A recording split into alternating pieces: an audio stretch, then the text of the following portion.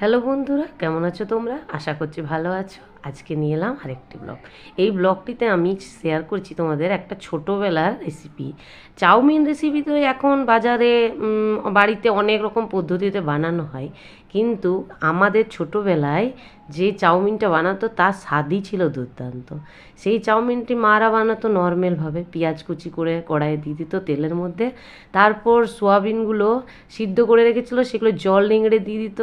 তখন তারপরে সেইগুলো নুন হলুদ দিয়ে একটু ভালো করে সয়াবিনগুলো পেঁয়াজে ভালো করে ভেজে নিতাম। তোমরা চাইলে এখানে কাঁচা লঙ্কা দিতে পারো, কিন্তু আমি বাচ্চা খাবে বলে আমি আর দিইনি।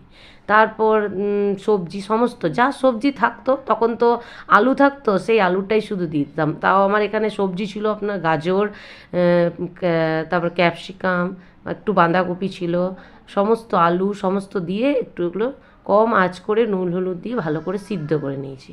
তারপর সিদ্ধ হয়ে গেছে, সিদ্ধ হয়ে যাওয়ার পর আমি ওটা আরেকটু ভালো করে নাড়িয়ে চাড়িয়ে নিলাম, ভালো করে ভেজে নিলাম একটু।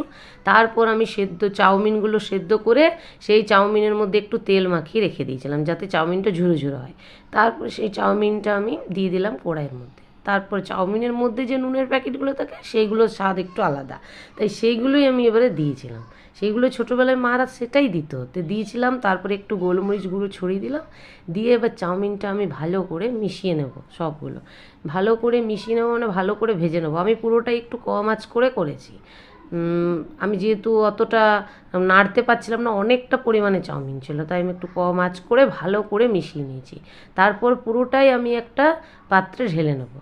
তোমরা চাইলে এখানে এই চাউমিনটাই খেতে পারো, আর কিছু না দিতে পারো। আমরা ছোটোবেলায় এটাই খেতাম, কিন্তু মনে হলো কি একটু একটু স্পাইসি করা যাক, তাই আমি কী করলাম, ডিম চাউমিন করলাম। ডিম দিয়ে দিয়েছি 3টে, তার মধ্যে কিছুটা লঙ্কা কুচি করে রেখে দিয়ে দিলাম। লঙ্কা কুচিয়ে সেই ডিমটা একদম ঝুরো ঝুরো করে ভেজে নেবো, একদম ভুজিয়ার মতন ভেজে নিচ্ছি।